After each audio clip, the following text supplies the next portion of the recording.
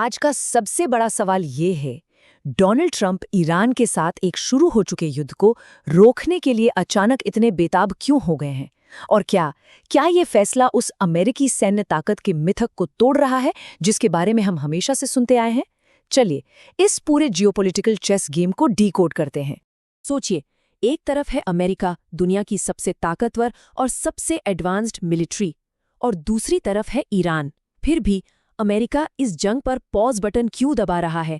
क्या ये कमजोरी का संकेत है या फिर पर्दे के पीछे कोई बहुत गहरी सोची समझी रणनीति चल रही है? आज के इस विश्लेषण में हम इसी सवाल की तह तक जाएंगे। मेगा माइंड एकेडमी में आप सबका स्वागत है। यहाँ हम ग्लोबल जियोपॉलिटिक्स और इकोनॉमिक पावर डायनामिक्स को बहुत ही आसान और एग्जाम ओरिएंटेड तरीके से डीकोड करते हैं। तो आज हम क्या क्या समझने वाले हैं? सबसे पहले बात करेंगे सुपर पावर पैराडॉक्स की, फिर देखेंगे कि ईरान ने इसका असम्मित यानी एसिमेट्रिक जवाब कैसे दिया। इसके बाद अमेरिका को हवा और समंदर में इतनी बड़ी हार क्यों मिली, उनका अरबों डॉलर का सुरक्षा कवच कैसे टूट गया, इस पॉज की असली वजह क्या है, और आखिर में इस नई जंग के नए नियम क्या हैं। तो चलिए शुरू करते हैं हमारे पहले सेक्शन से, सुपर पावर का पैराडॉक्स। देखिए, दशकों से दुनिया को ये यकीन दिलाया गया है कि अमेरिकी सैन्य शक्ति अजेय है, उसे कोई भी चुनौती नहीं दे सकता। लेकिन क्या ये वाकई हकीकत है या फिर सिर्फ एक मिथक?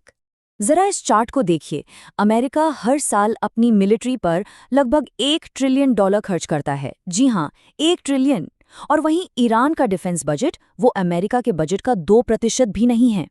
मतलब कागज पर तो ये एक क्लासिक डेविड बनाम गोलियत वाली लड़ाई है जहां नतीजा बिल्कुल साफ दिखना चाहिए। और ये सिर्फ पैसों की बात नहीं है।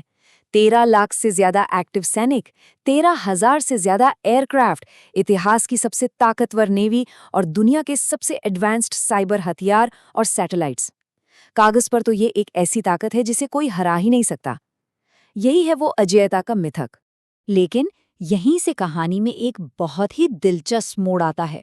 अब आते हैं हमारे दूसरे सेक्शन पर, ईरान का असमित जवाब। ईरान ने यह साबित कर दिया कि आज की लड़ाई सिर्फ बड़े बजट से नहीं बल्कि स्मार्ट और इनोवेटिव सोच से लड़ी जाती है। ये कहावत यहाँ बिल्कुल सटीक बैठती है। ये युद्ध सिर्फ एक तरफ से बड़े खर्च के बारे में नहीं है, दूसरी तरफ बहुत सारी स्मार्ट सोच है। ईरान की पूरी रणनीति इसी फिलॉसफी पर आधारित है जिसे हम एसिमेट्रिक वॉरफेयर कहते हैं।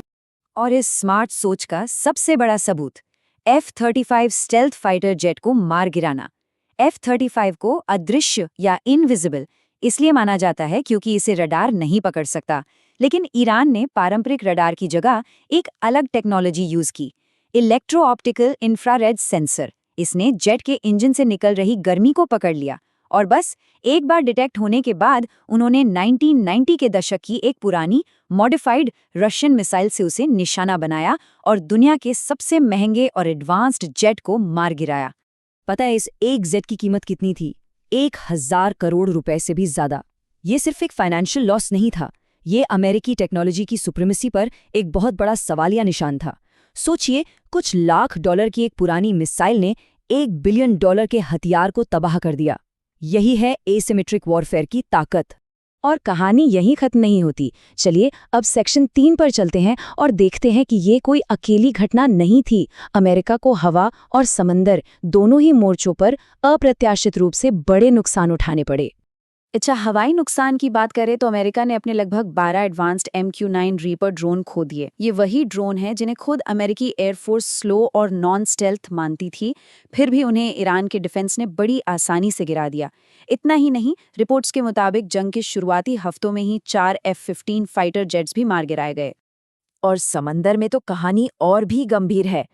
दुनिया का सबसे बड़ा और शक्तिशाली aircraft carrier USS Gerald R Ford एक रहस्यमयी आग लगने के बाद एक्शन से ही बाहर हो गया।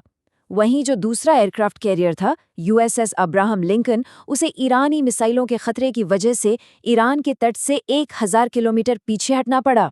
ये बात दिखाती है कि दुनिया की सबसे ताकतवर नेवी भी अब स्ट्रेट ऑफ हॉर्मुज जैसे स्ट्रैटेजिक चोक पॉइंट के पास खुद को सेफ महसूस नहीं कर रही। अब आते हैं इस संघर्ष की सबसे क्रिटिकल विफलता पर। हमारा सेक्शन 4, अमेरिका का टूटा सुरक्षा कवच, अरबों डॉलर के वो डिफेंस सिस्टम जिनकी गारंटी पर अमेरिकी ठिकाने और उसके सहयोगी सुरक्षित महसूस करते थे, वो नाकाम साबित हुए। जरा इस स्लाइड पर एक नज़र डालिए। थर्ड सिस्टम, पैट्रियट सिस्टम, ये अमेरिका के सबसे एडवांस मिसाइल डिफेंस सिस्टम है। इनका काम है आने वाली मिसाइलों को हवा में ही खत्म कर देना। लेकिन ये दोनों ही सिस्टम ईरानी मिसाइलों को अमेरिकी ठिकानों तक पहुंचने से रोकने में पूरी तरह फेल रहे। और सबसे बड़ा झटका तो तब लगा जब AN/PPS-132 रडार को नष्ट कर दिया गया, जिसने उस पूरे क्षेत्र में अमेरिका को लगभग अंधा कर दिया। सिर्फ उस एक रडार की कीमत $1.1 बिलियन थी। आप इस नुकसान के पैमाने का अंदाजा लगा सकते हैं। इस एक हमले ने उस रीजन में अमेरिका की सर्वेलेंस यानी निगरानी की क्षमता को सालों पीछे धकेल दिया। तो इन सारे मिलिट्री और टेक्नोलॉजिकल झटकों को देखते हुए एक बड़ा सवाल खड़ा होता है, खासकर उन लोगों के लिए जो जियोपॉलिटिक्स और इंटरनेशनल रिलेशंस की तैयारी कर रहे हैं। क्या लगता है, क्या ट्रंप का ये पॉज एक कमजोरी का संकेत है या एक बहुत स्मार्ट स्ट्रेटेजिक मूव? कमेंट्स में अपने विचार जरूर बताइए।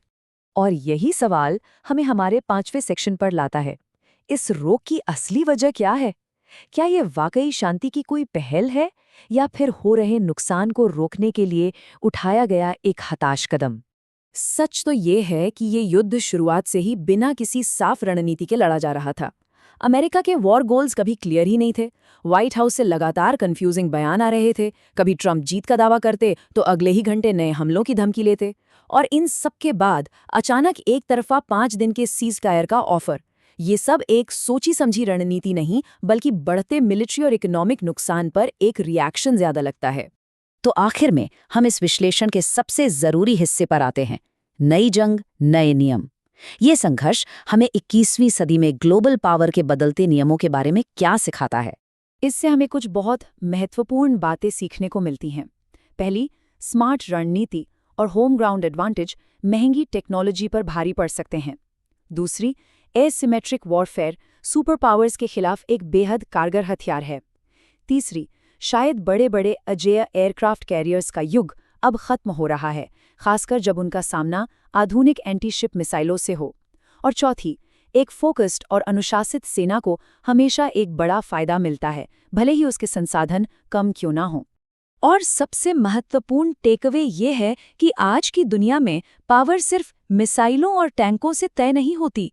असली ताकत इकोनॉमिक लेवरेज, सप्लाई चेन्स पर कंट्रोल और एनर्जी के स्रोतों को नियंत्रित करने में है।